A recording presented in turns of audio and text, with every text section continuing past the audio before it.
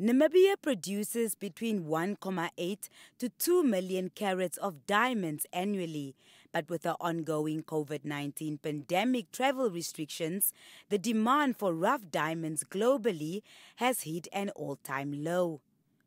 This has forced NDTC to rework its strategy in terms of selling their product. Instead of having a sales opportunity for clients every 4 to 5 weeks, the company had to embrace flexibility.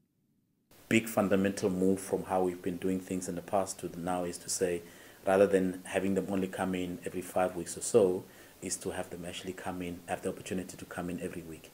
And we have seen some of the clients coming in every week, looking at a certain amount, buying that.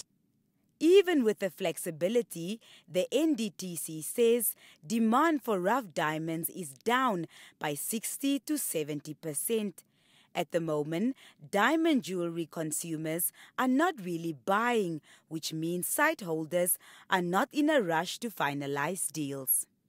So it's very much dependent on how quickly the recovery happens from a global economic standpoint, particularly in those major markets like the US, which accounts for 50% of diamond jewelry consumption globally, and then obviously China and India, which are also quite big markets.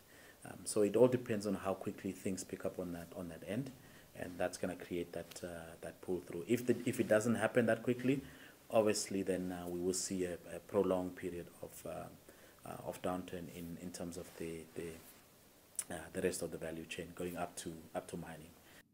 ASAP says there's no way to tell how the diamond business is going to play out in the next couple of months.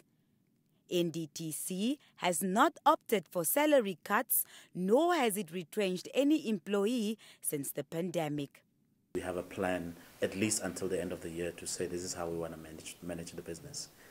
So that plan would look at cost containment, it would look at cash preservation, and so that we are able to execute our mandate.